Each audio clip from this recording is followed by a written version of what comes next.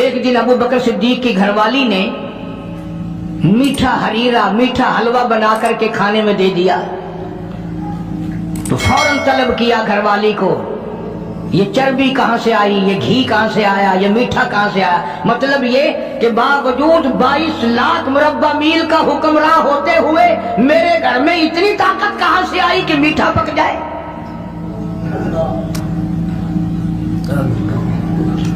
میرے گھر میں اتنا پیسہ کہاں ہے کہ میٹھا پکے؟ یہ تم نے کیسے بنایا؟ کہاں سے لائی ہو؟ آج کون پوچھے؟ بازاروں میں دکانوں پہ بیٹھتے ہیں، کارخانوں میں رہتے ہیں، گھر جا کے کبھی پوچھا؟ گھر والی جب مسکرا کر کے رسگلے سامنے رکھتی ہے کبھی پوچھا کہ یہ کہاں سے آئے؟ میں نے تو خرید کے نہیں بھیجے، یہ آئے کہاں سے ہیں؟ کبھی میرے جیسے کسی ملا نے پوچھا کہ یہ تو جو تم نے ختم شریف میں 50 کھانے رکھے ہیں، مرنے والا یتیم بچے چھوڑ گیا، یہ 50 کھانے آئے کہاں سے ہیں؟ حالانکہ قرآن کہتا ہے ان الذین یأکلون اموال الیتامی ظلما انما یأکلون فی بطونہم نارا۔ یتیم کا مال کھانا ایسا ہے جیسا اپنے پیٹ میں انگارے بھر لینا۔ کون پوچھے؟ کیوں پوچھا جائے؟ جناب ابو بکر صدیق رضی اللہ تعالیٰ عنہ نے فوراً گھر والی سے پوچھا، میں بادشاہ ٹھیک ہوں، امیر المومنین بھی ہوں، خلیفۃ المسلمین بھی ہوں، نبی کے مصلی پہ کھڑا ہو کر نماز پڑھاتا ہوں، مسلمانوں کا بادشاہ ہوں، پر میرے گھر میں میٹھا کھانا پکنے کی طاقت نہیں۔ کہاں سے آ گیا یہ؟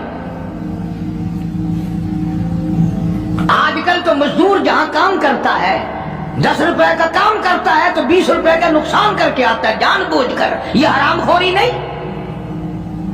وہیں سے بچے پالنا، وہیں سے اپنا پیٹ پالنا اور وہیں مالک کا نقصان کرنا۔ پھر ساری دنیا کو شکایت ہے جی برکت نہیں رہی، رحمت نہیں رہی، سکون نہیں رہا، نئی نئی بیماریاں آ گئی۔ ارے جب پیٹ میں ہر وقت سور جائے گا تو حرام کے بیماریاں کیسے نہیں پیدا ہوں گی؟ کبھی اس کا حق پیٹ میں جا رہا ہے، کبھی اس کا حق گیا، کبھی اس کا مال گیا، کبھی یہ ہوا، سکون کیسے آئے گا؟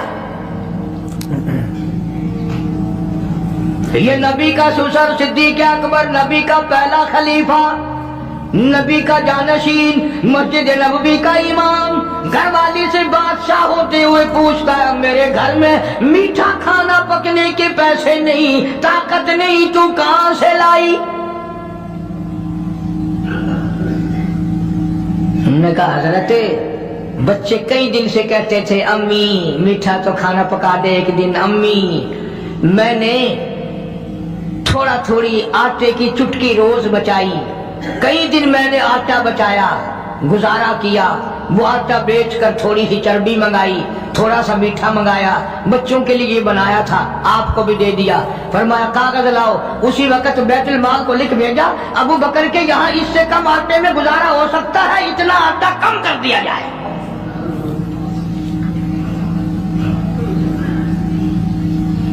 تم کیا جانو ابو بکر کون ہے؟ کبھی کسی بوڑھی نے، کبھی کسی بہو نے، کبھی کسی نے دھی نے کہا کہ آؤ آج ابو بکر صدیق کی نیاز پکاتے ہیں۔ نظر اللہ نیاز حسین، نبی کے یار کا نام نہ لینا کبھی بھی۔ امام الانبیاء محبوب کبریا حضرت محمد مصطفیٰ صلی اللہ تعالی علیہ وسلم نے فرما دیا، او لوگوں، امت کے تمام لوگوں کا میں نے احسانات کا بدلہ چکا دیا، سب کے قرضے چکا دیے، سب کے لینے دینے میں نے برابر کر دیے، پر او میرے اللہ ابو بکر کے احسانات کا بدلہ تو دے سکتا ہے، میں نہیں دے سکتا۔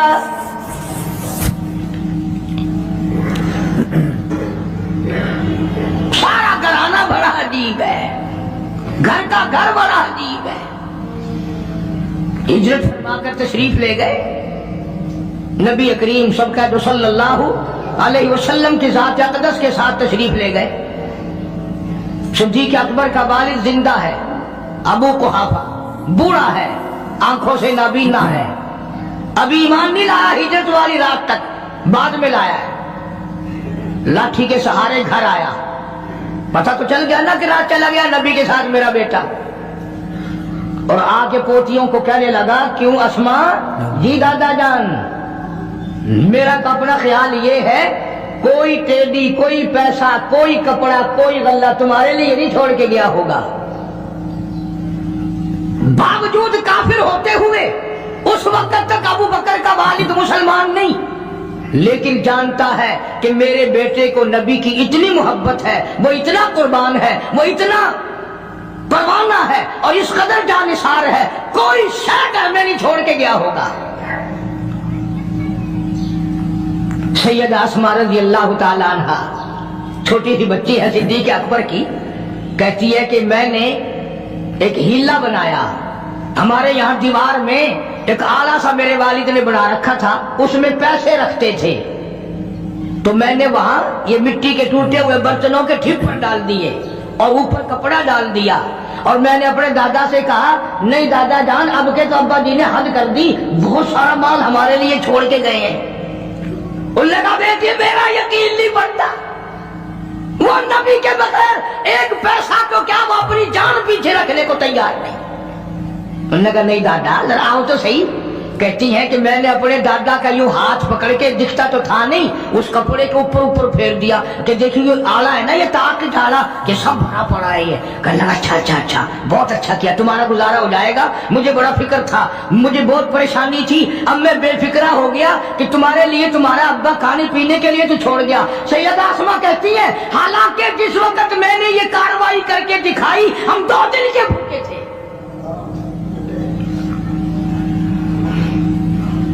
हजारों रुपया जितना भी माल था घर में, जब नबी के साथ गए सारा पल्ले बांध के ले गए, न जाने कहां काम आएगा। ये वो सैयदा अस्मा रज़ियल्लाहु ताला अन्हा जिसका हाल ये है, सारा दिन खजूरों की गुठलियां इकट्ठी करती है, शाम को हामन दस्ते में कूट कर शाम को पानी में घोल कर पी जाती है, सारी रात मुसल्ले पे खड़ी होके कुरान पढ़ती है।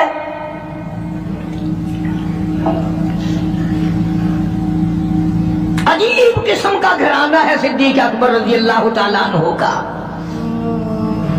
गुर्बत नहीं थी, सारे का सारा कुर्बान करके गुर्बत बना दी। नहीं देखा हाल को, नहीं देखा माल को, नहीं देखा अपनी जान को, सब कुछ कुर्बान कर दिया। इमामुल अंबिया महबूब किबरिया हजरत मोहम्मद मुस्तफा सल्लल्लाहु ताला अलैहि वसल्लम ने इस कदर रफाकत जोड़ी, इस कदर यारी बनाई कि कभी भी अलग नहीं हुए।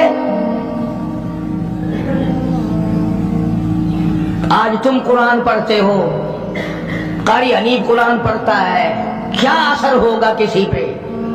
जनाब अबू बकर सिद्दीक रज़ियल्लाहु ताला अन्हु मक्के मुकर्रमा में नमाज की नियत बांध कर कुरान करीम की तिलावत करते हैं। उलमा ने लिखा है कि पहाड़ भी हिलने लग जाते थे।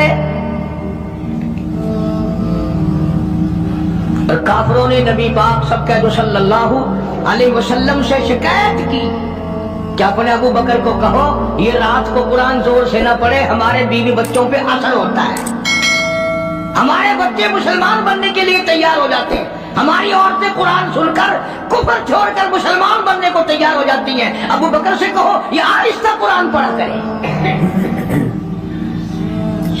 यानी उसकी जुबान में इस कदर तासीर थी और इस कदर अल्लाह तबारक व तआला ने खौफ रखा था, जो सिद्दीक की जुबान से कुरान सुनता था मुसलमान बनने के लिए तैयार हो जाता था।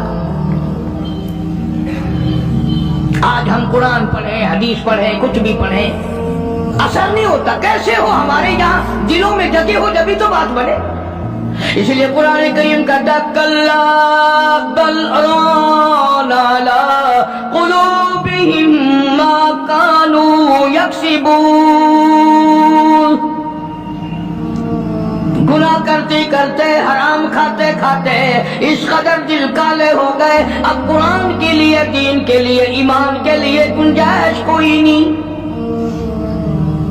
اندر گنجائش ختم ہو گئی، سارا دل فرما کلا انہم عن ربہم یومئذ لمحجوبون، ہرگز ایسا نہیں جو لوگوں کا خیال ہے، دین ان کے خیالات پہ نہیں چل سکتا۔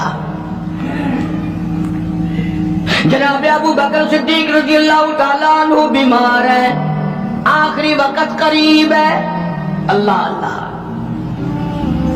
سیدہ عائشہ صدیقہ رضی اللہ تعالیٰ عنہ کے ہاتھ میں نیا کپڑا دیکھا،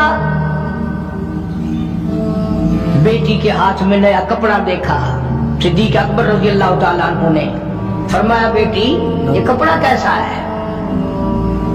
عرض کی ابا جان کفن کے ارادے سے منگوا لیا ہے، نہ جانے کس وقت ضرورت پڑ جائے گی، مجھے خطرہ ہے، اندیشہ ہے، آپ کا آخری وقت ہے، میں نے کفن کے لیے کپڑا منگا لیا ہے۔ اللہ اکبر، ناراض ہوئے، فرمایا عائشہ وعدہ کرو مجھ پر نیا کفن نہیں ڈالو گی۔ عائشہ یہ کپڑا جو تو نے کفن کے لیے منگایا مدینے کی کسی بیوہ کو دے دینا، سر پہ ڈال کے پردہ کر لے گی۔ عائشہ کسی یتیم کو دے دینا، وہ اپنا کرتا بنا لے گا، وہ غریب اپنا ننگ ڈھک لے گا، مجھے نئے کفن کی کوئی ضرورت نہیں۔ اللہ کے یہاں کفن نہیں دیکھے جاتے، اس کے یہاں تو اعمال دیکھے جاتے ہیں۔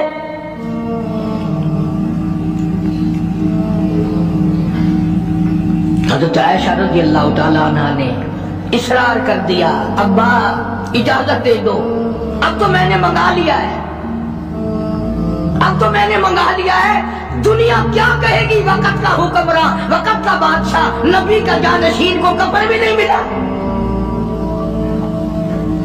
پھر دوسرا رخ اختیار کیا ہے صدیق اکبر سب کے رضی اللہ تعالیٰ عنہ، فرمایا عائشہ او میری بیٹی، نبی کریم صلی اللہ تعالیٰ علیہ وسلم کا آخری وقت تیری گود میں آیا، تیرے سامنے آیا، تو نے آقا مدنی صلی اللہ علیہ وسلم کا آخری وقت دیکھا۔ حضرت عائشہ رونے لگی، ہاں میں نے دیکھا، سب کچھ مجھے معلوم ہے، پر عائشہ شہنشاہ کائنات کا کفن بتا۔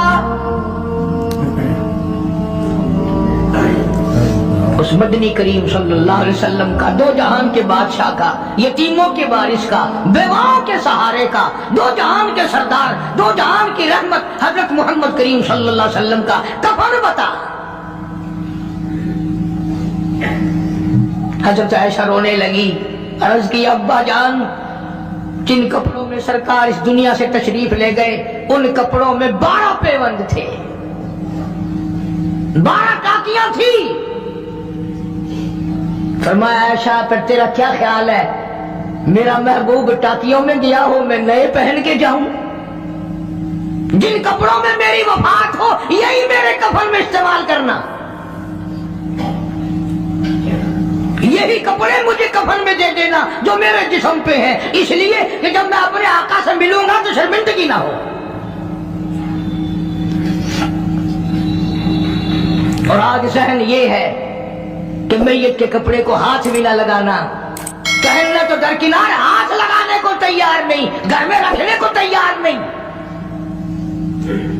یوں لکڑی سے اٹھا کر پرے پرے پھینکتے ہیں، آگ لگاتے ہیں، نہلانے والے کو دے دیتے ہیں، وہ بھی نہیں پہنتا، یوں ہی گلیوں میں نالیوں میں پھینک جاتا ہے۔ نہ تیرا باپ مرا، جب تجھے نفرت ہے کپڑوں سے، مردہ نوانے والے کا وہ ماما لگتا ہے، وہ کیوں پہنے؟ عرض کرنے کا مقصد یہ کہ ان حضرات کی زندگی تو دیکھو، اور وفات شریف سے پہلے 2.5 برس جو وظیفہ لیا، جو تنخواہ لی سرکاری خزانے سے، خیبر کی زمین بیچ کر صدیق اکبر رضی اللہ تعالیٰ عنہ نے 2.5 برس کی تنخواہ کا حساب کر کے وہ ساری تنخواہ جو لی تھی بیت المال میں واپس داخل کر کے پھر دنیا سے رخصت ہو گئے۔ جو تنخواہ لی تھی 2-2.5 سال میں وہ ساری کی ساری واپس کر دی جناب ابو بکر صدیق رضی اللہ تعالیٰ عنہ نے کہ میں مسلمانوں کا پیسہ کھا کے نہیں مرنا چاہتا، چاہے تنخواہ کے طور پر تھا، کل قیامت میں میرے لیے رکاوٹ نہ بن جائے۔ آج مجھے اور آپ کو تو یہ تلاش بھی نہیں کہ اپنا حلال کے پیسوں سے کفن تو بنا کے رکھ لے۔ ایئر کنڈیشن کا ہر وقت ذکر ہے، گھر میں ہونا چاہیے، فریج ہونا چاہیے، پنکھے ہونے چاہیے، یہ ہونا چاہیے، کار ہونی چاہیے، موٹر ہونی چاہیے، یہ ہونا چاہیے، اور کبھی گھر میں یہ ذکر بھی ہوا کہ حلال کا کفن بھی ہونا چاہیے۔ وہ کدھر سے آئے گا؟ اس کے لیے کون انتظام کرے گا؟ کون ہم نے گھر میں پیدا کر رکھا ہے جو اس وقت یہ بات دیکھ کر کفن لائے گا؟ اس لیے قرآن کریم نے اعلان کر دیا، لوگوں اپنا سب کچھ پاک صاف بن کے دنیا سے جاؤ، اپنا بدن بھی پاک ہو، عمل بھی پاک ہو، پیٹ بھی پاک ہو، کفن بھی پاک ہو۔ ان ساری میں وہ بات کرتا ہوں جس سے نہ دیوبندی بچے، نہ بریلوی بچے، نہ شیعہ بچے، نہ سنی بچے۔ موت کا جھٹکا تو سب کو لگنا ہے نا، اور ایسا لگتا ہے لاکھوں برس تک منہ کڑوا رہتا ہے۔ جناب صدیق اکبر رضی اللہ تعالیٰ عنہ نے وہ تنخواہ جو لی تھی ساری زندگی میں وہ بھی بیت المال میں واپس کر دی اور تمام کے تمام لوگوں کے حقوق چکا دیے۔ باقی جو بات رہی وہ سیدھی اکمتر مرحوم کہتا ہے، ادا صدیق دا اسلام تے قرضہ بقایا ہے، ادا صدیق دا اسلام تے قرضہ بقایا ہے، جتا جس دے ہاتھوں اس آخری زمین رسایا ہے، وصولی دا نہ چنتا نہ لکھوایا صحابہ نے، مدنی کریم صلی اللہ تعالیٰ علیہ وسلم کی جانثار، نبی کا یار، نبی کا وفادار، ہر وقت کا ساتھی، اسی غم میں رہتا ہے۔ اور وصیت کی کہ مجھے غسل دینا، میرے انہی کپڑوں میں دفن کرنا، اور فرمایا میرا جنازہ اٹھا کر حجرے مبارک کے سامنے لے جانا، حجرے عائشہ کے سامنے لے جانا، توجہ کرنا، نیند نہ کرو۔ اور یوں فرمایا نبی پاک صلی اللہ علیہ وسلم کی جہاں قبر شریف ہے، حضور کا حجرہ ہے، روضہ ہے، دروازے پہ کھڑے ہو کر آواز لگانا، کالی کملی والے صدیق آ گیا ہے۔ فرمایا اگر اجازت ہو تو اندر دفن کرنا، اور اگر اجازت نہ ہو تو جنت البقیع میں لے جانا۔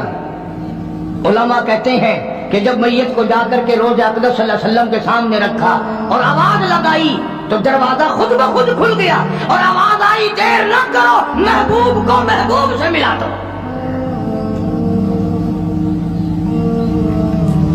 کیا شان ہے ان لوگوں کی، کیا عظمت ہے ان لوگوں کی، ساری زندگی اس محبت میں، عظمت میں، اکرام میں گزاری جو اس کائنات میں کوئی اس قدر اکرام کر نہیں سکتا۔ مدینہ پاک میں ایک وقت ایسا بھی آیا کہ دشمنوں نے مدینے کے گورنر کو کاٹ لیا، اس کو رشوت دی، پیسے دیے،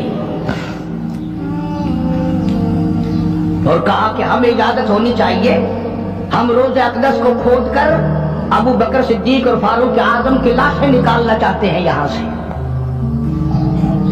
چنانچہ حاکم وقت نے پیسے کھا کر اجازت دے دی۔ شمس الدین سراج ایک بزرگ ہے جو اس وقت مدینہ پاک یعنی روضے کے متولی ہیں، مسجد نبوی کے متولی ہیں، گنبد خضرا صلی اللہ علیہ وسلم کے محافظ اور نگہبان ہیں۔ وہ فرماتے ہیں کہ رات آتی جب گزری تو کنڈی کھٹکی مسجد کی، میں نے کنڈی کھول دی تو مجھے حکم ملا کہ تم خاموش رہو، اگر آواز نکالو گے سر اتار دیا جائے گا۔ ایک آدمی اندر داخل ہوا، دوسرا داخل ہوا، تیسرا آیا، کسی کے ہاتھ میں کسی، کسی کے ہاتھ میں घंटी, किसी के हाथ में टोकरी, किसी के हाथ में तसला मिट्टी उठाने वाला, सब के सब यूं लेकर दाखिल हो रहे हैं। और मुझे ये कहा गया कि ये जो कुछ करते हैं रोकना नहीं, किसी को बताना नहीं। शमसुद्दीन सराज बुजुर्ग रहमतुल्लाह अलैह कहते हैं, वो जब 40 के 40 अंदर दाखिल हो गए, पिछले ने मुझे इशारा किया दरवाजा बंद कर दे, अब किसी और को अंदर न आने देना। वो अल्लाह वाला कहता है, मुझे बता तो दिया गया था दोनों जलीलुल कदर साहबा हजरत शेखैन की बेअदबी करेंगे, कब्र खोदेंगे, उनकी मैयत निकालेंगे। फरमाते मैंने दरवाजा बंद कर दिया, मैं सजदे में गिर गया, मौला और मेरा बस नहीं, मेरा कोई चारा नहीं, मेरी हुकूमत नहीं, मेरी फौज नहीं, मेरा लश्कर नहीं, मेरे पास तोप नहीं, मेरे पास लश्कर नहीं। ओ मेरे मौला, मैंने सुना है जैसे नबूवत का मुहाफिज तू है, इसी तरह सिद्दीक की सदाकत का, फारूक की अदालत का भी तू ही निगहबान है। मौला मेरी मौत भेज दे, मैं ना देखूं। शमसुद्दीन सराज बुजुर्ग कहता है कि अल्लाह का हुक्म हुआ, मैंने भी दुआ तो की थी रो रो के, मेरे देखते देखते, तवज्जो करना लफ्ज़ समझो, मेरे देखते देखते मस्जिद नबवी में जमीन फटी और बगैर टोकरियों के, बगैर सामान के 40 के 40 को जमीन निकल गई। अल्लाह तुम सबको मदीने पाक जाना नसीब फरमाए। वो जो कालीन बिछे हुए हैं ना, किसी पुराने अरब से अब भी पूछ लेना, लंबा काला काला निशान लगा हुआ है, ये निशानी है कि वो काले जो थे ना अंदर के काले, वो सब यहाँ का रखे हुए हैं। यानी खुदा सिद्दीक अकबर का, फारूक आजम का, नबी के यारों का इतना बड़ा मुहाफिज है, जो बदनीयत से आए थे उन सबको जमीन निकल गई।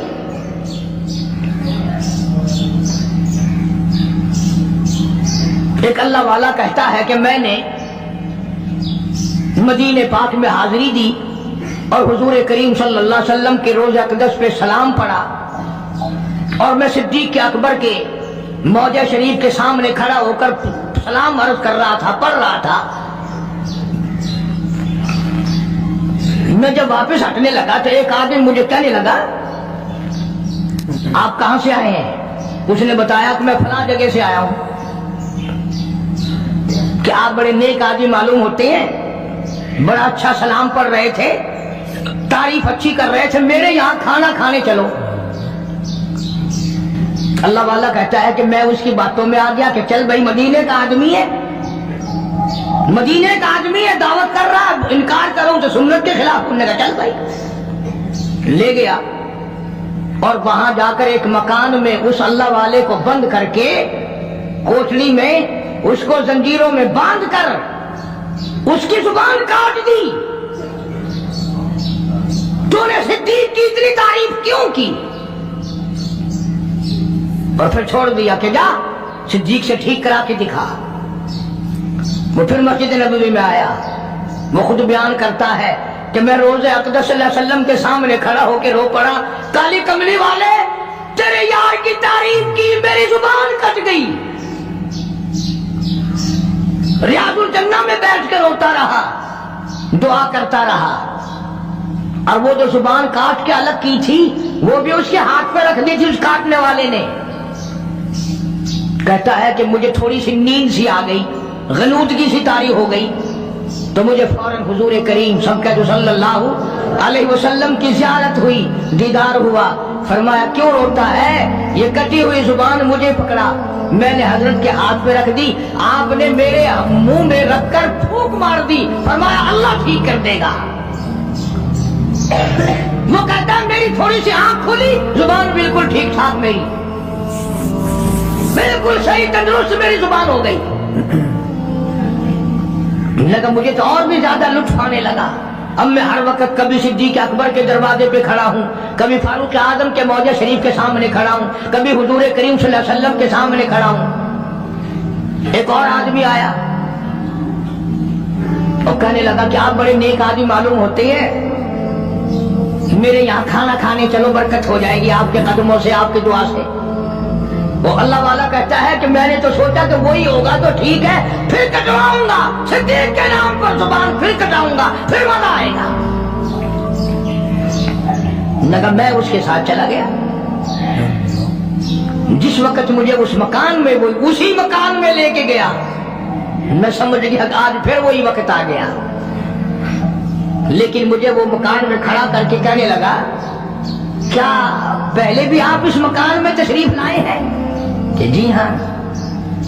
کہ میرے والد لائے تھے آپ؟ کہ جی ہاں. کہ ذرا دعا کر دو, ان کا حال اسی دن سے بدل گیا تھا. یوں لکھا کتابوں میں, اس نے وہی کمرہ حجرہ کھولا جس میں زبان کاٹی تھی, اور اس اللہ والے کو بیٹے نے دکھایا کہ اس کی اسی دن سے سور کی شکل بنی ہوئی ہے. زنجیروں میں باندھ رکھا میں نے, اندر ہی اندر میری بدنامگی ہوگی. اللہ والے زبان تیری کاٹی, باپ میرا تباہ ہو گیا.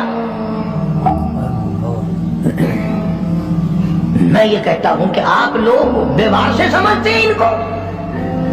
جو چاہتا ہے وہ صدیق کو بکواس کرتا ہے, جو چاہتا ہے وہ فاروق کو بکواس کرتا ہے, اور یہ بیوار سے نہیں, ان کے وارث نے تو ان کو اپنے پاس ہی سلایا ہوا ہے, اپنے ساتھ رکھا ہوا ہے.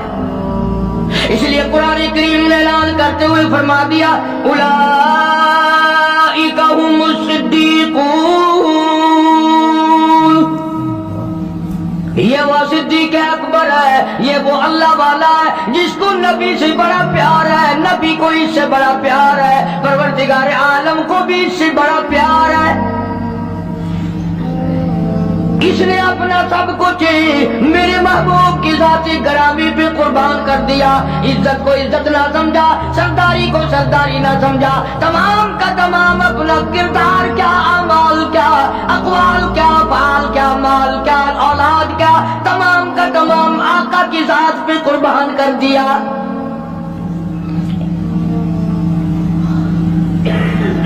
یہ تو اتنا غیرت والا گھرانہ ہے, یہ تو اتنا شرم والا گھرانہ ہے. حضرت عائشہ صدیقہ سب کا رضی اللہ تعالی عنہا فرماتی ہے, میں نے خواب دیکھا,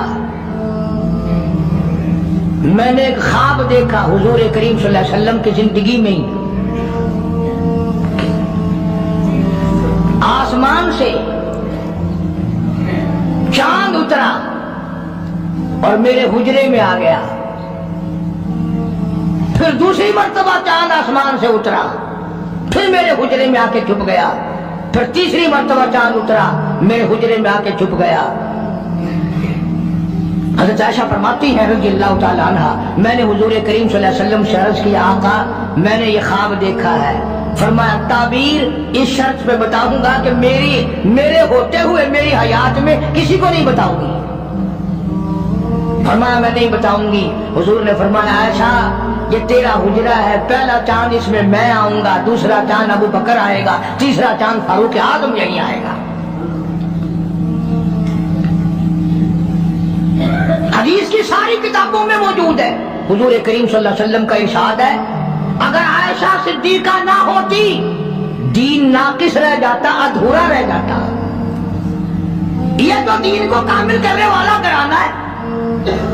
عبداللہ ابن مسعود رضی اللہ تعالیٰ عنہ اور عبداللہ ابن عباس رضی اللہ تعالیٰ عنہما یہ جلیل القدر محدث ہیں, مفسر ہیں, دونوں کہتے ہیں جتنا علم ساری امت کو ملا اتنا علم اکیلا ہماری اماں عائشہ صدیقہ کو ملا. سارے صحابہ مسائل پوچھنے کے لیے عائشہ صدیقہ کے دروازے پہ آیا کرتے تھے. خود حضور نے جو فرما دیا عائشہ کے بغیر دین کامل نہیں, عائشہ نہ ہوتی دین ناقص رہ جاتا, آدھا دین عائشہ سے پورا ہوا. تم تو اتنا بھی پیار نہیں کرتے کہ اپنی بیٹیوں کے نام ہی نبی کی گھر والیوں کے ناموں پہ رکھو, نبی کی بیٹیوں کے ناموں پہ رکھو. فلمی کنجریوں کے نام تمہیں بڑے پیارے لگتے ہیں. ہاں اللہ نیتوں کو دیکھ نہیں رہا. خانم فلانی خانم, اور پھر تھوڑے دنوں کے بعد جب وہ دم خم ہوتی ہے پھر روتے پھرتے ہیں, پتہ نہیں یار کہاں چلے گی, کالج گئی تھی مڑ کے آئی نہیں. کیسے آئے؟ یہ جو جلوس بلوس نکالتی پھرتی ہے نا، ان میں ایک بھی مسلمان گھر کی عورت نہیں ہے۔ تحقیق کر کے دیکھو، یا یہودیوں کی نسل ملے گی یا عیسائیوں کی نسل ملے گی۔ مسلمان عورت ہو یا مرد ہو، وہ یہ تھوڑی کہہ سکتے کہ ہم نہیں اسلام کو مانتے، ہم نہیں ایمان کو مانتے، ہم نہیں قرآن کو مانتے۔ اور تم نے مانا کب تھا؟ تم تو وہ بے ایمان ہو جنہوں نے انگریز کے گولوں کی لید چاٹ چاٹ کر مسلمانوں سے غداری کی اور انگریزوں کے ساتھ وفاداری کی۔ یہ جو تمہیں بڑے بڑے نظر آتے ہیں نا، بنگلے کے جاگیر کوٹھیاں، یہ سارے مسلمان اور قرآن کے غدار ہیں۔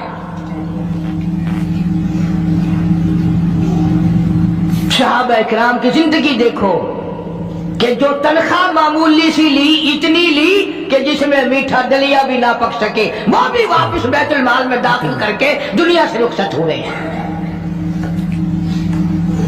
یہ تو ایسے تقوی کے مالک تھے صحابہ اکرام، تو سیدنا فاروق اعظم سب کا رضی اللہ تعالیٰ عنہ۔ یہ پوتا پاس کھڑا ہے، حضرت عمر کا پوتا، آواز جو دی پوتے کو تو ایسا بولا جیسے بچے کے منہ میں کوئی چیز ہو۔ دادا نے پوچھا بیٹا منہ میں کیا ہے؟ آخر دادا پیسہ۔ میرا پیسہ کہاں سے لے آیا؟ کہ ابو موسیٰ عشری نے دیا، رضی اللہ تعالیٰ عنہ، صحابی ہے، بیت المال کا محافظ خزانچی سمجھو، کیا ابو موسیٰ نے دیا؟ دیکھی نکال کر 54 تھی۔ اب بتاؤ کیا غضب ہو گیا اس میں، کیا طوفان ٹوٹ گیا تھا، کیا آسمان ٹوٹ گیا تھا؟ اگر تنخواہ خزانے کے محافظ نے، خزانے والے نے امیر المومنین کے پوتے کے ہاتھ پہ 54 رکھ دی تو کیا ہو گیا؟ فاروق اعظم نے ابو موسیٰ عشری کو طلب کیا ہے، بلایا ہے، فرمایا یہ چارہ ہم نے کہاں سے لایا تھا؟ یہ چارہ ہم نے کہاں سے لایا تھا؟ انہوں نے کہا جی خزانے کی کوٹھڑی میں جھاڑو دی تھی، کوڑا کباڑ مٹی جو باہر نکالی اس میں سے یہ درہم 54 نکل آئی۔ بچہ میرے پاس کھڑا تھا، میں نے ہاتھ میں رکھ دیا کہ کوئی شے کھا لے گا، کوئی چیز لے کے کھا لے گا، بچہ ہے۔ تیرے ورگا ہوں نا تو چاچ مارے، اچھا میرے بال کو 54 دے وہ نہیں آئی، بیا خزانہ سارا تیرے پیو دا ہے۔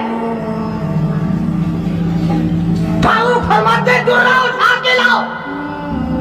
ابو موسیٰ اگر تو نبی کا چہتا صحابی نہ ہوتا، کوڑے مار مار کر تیرا چہرہ بگاڑ دیتا، اور قوم کے خزانے کی 54 دینے کے لیے تجھے میرا ہی پوتا ملا، سرکاری خزانے کی 54 دینے کے لیے تجھے میرا ہی پوتا ملا، کیوں تو نے ایسا کیا ہے؟ آج جن پر تم دفتروں میں بیٹھ کر کرسیوں پہ یوں چوڑے ہو کر باتیں کرتے ہیں، صحابہ کے زمانے میں یوں ہوا، صحابہ کے زمانے میں یوں ہوا، اور یہ تو وہ لوگ تھے جن کے بارے میں خدا کہتا ہے رضی اللہ عنہم ورضوا عنہ، یہ میرے ہیں میں ان کا ہوں، تم اپنا فکر کرو۔ اللہ پاک کی کروڑا رحمتیں نازل ہوں صدیق اکبر کے مزار پہ، فاروق اعظم کے مزار پہ، اور سارے صحابہ کے مزارات پر۔ یہ بڑے اونچی شان اور اونچی عظمتوں والے لوگ تھے۔ یہ تو یہ رہے، ان کے غلاموں نے کمال کر دیا، ان کے ماننے والوں نے حد کر دی۔ مولانا جعفر تھنیسری رحمت اللہ علیہ لکھتے ہیں جو انگریز کے مقابلے میں لڑے کہ میرا مکان بھی انگریزوں نے چھین لیا، میرے چھوٹے چھوٹے بچوں کو گلے سے پکڑ کر باہر پھینک دیا، میری زمین کرک کر لی، اور میرے پیروں میں 20 شیر لوہا ڈال دیا، اور امبالے سے لے کر لاہور تک گھوڑوں کو مارنے والی چابک مار مار کے لاہور لایا گیا۔ اس کے بعد فرماتے ہیں کہ ہمیں حکم ملا کہ جعفر تھنیسری کو پھانسی دی جائے گی۔ فرماتے ہیں جس دن وہ وقت آیا، میں نے رات کو اپنی پلاٹ میں علاقے میں جیل خانے میں جو درخت پتے کھڑے تھے، میں نے رات کو پتے چبا کر روزے کی نیت کر لی، کل مجھے پھانسی آئے گی، میں اپنے اللہ کی حضور میں روزہ دار ہو کے جانا چاہتا ہوں۔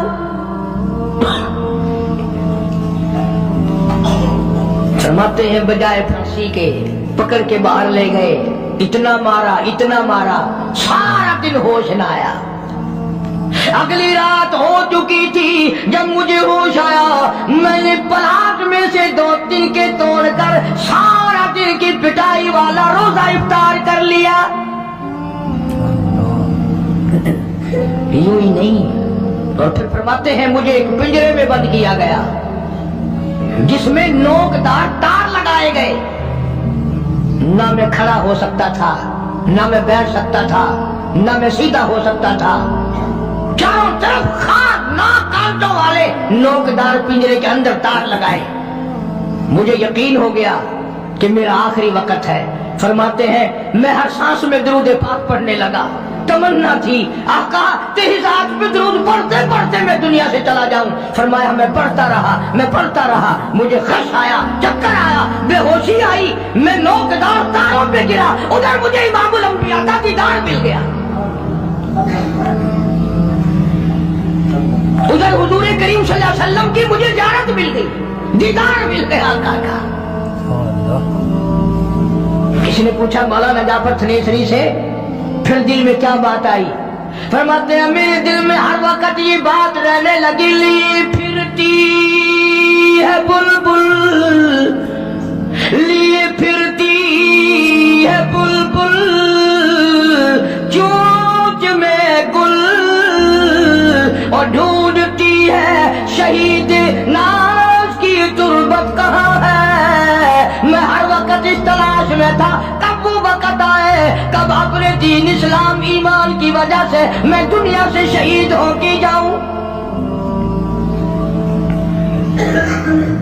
ये गुलामों का हाल है, सिद्दीक के मानने वालों का हाल है, फारूक के मानने वालों का हाल है, रज़ी अल्लाह ताला अन्हुम अजमाइन, उस्मान के मानने वालों का हाल है, अली मुर्तजा के मानने वालों का हाल है। अरे हम तो सारे सहाबा की अजमत करेंगे, अहले बैत का भी इकराम करेंगे, हमें कौन रोक टोक सकता है? सहाबा किराम के मामलात में दखल अंदाजी ना करो। बड़ा अफसोस लगता है, जमीनों के वारिस मौजूद हैं, मकानों के वारिस मौजूद हैं, दुकानों के वारिस मौजूद हैं, कोठियों बंगलों के वारिस मौजूद हैं, बागों और बहारों और ट्यूबवेलों और मोटर गाड़ियों और तमाम चीजों के वारिस मौजूद हैं। ऐ काश आज अबू बकर के सिद्दीक के वारिस भी जिंदा होते, आज फारूक आजम के वारिस दुनिया में होते। किस शान से जिंदगी बसर की। आखिरी बात अर्ज कर दूं, मैंने एक बात जुमला कहा था कि ये घराना बड़ा गैरत वाला है। हज़रत आयशा रज़ी अल्लाह ताला अन्हा फरमाती हैं कि पहले तो मेरे हुजरे में जनाब रसूल करीम सल्लल्लाहु अलैहि वसल्लम दफन हुए, फिर सिद्दीक अकबर रज़ी अल्लाह ताला अन्हु दफन हुए, तो मैं जाया करती थी। फरमाती हैं जो फारूक आजम दफन हुए उसके बाद मैं हुजरे में बगैर पर्दे के ना गई, मैं बगैर पर्दे के न गई, इसलिए कि आका मेरे खामिन थे, सिद्दीक मेरा बाप था, फारूक आजम गैर थे और गैरत वाला जवान था, इसलिए मैं अपने हुजरे में बगैर पर्दे के इसलिए कभी ना गई कि मुझे फारूक आजम से शर्म आती थी। आयशा सिद्दीका कब्र वालों से हया करती थी। और आजकल ये टेलीविजन पे नाचने वाली VCR की लानत ने मुसलमानों का बेड़ा गर्क कर दिया। याद रखो ये बात, जलाओ घर में VCR, अगर मरते वक्त तुम्हें कलमा मिल जाए तो हमें कहना। तुमने खुद अपने घरों में बदमाशी फैला दी, लानत फैला दी। अल्लाह तबारक व तआला की सारा दिन कंजरियों की आवाज आती है, लानत बरसती है। कुरान पढ़ते हुए फांसी लगती है, दुरूद पाक पढ़ते हुए तुम्हें नाग लड़ता है। नमाज घर का घर नहीं पढ़ता, गाना बजाना बदमाशी हरामखोरी ये मुसलमानों के घर है। आज अगर कोई मुसलमान हुक्मरान होता फिर पता चलता कि इस्लाम क्या होता है, ईमान क्या होता है। ये तो शुक्र करो, जैसी रूह वैसे ही फरिश्ते, हाँ जैसे हम हैं ऐसे ही हमारे हुक्मरान।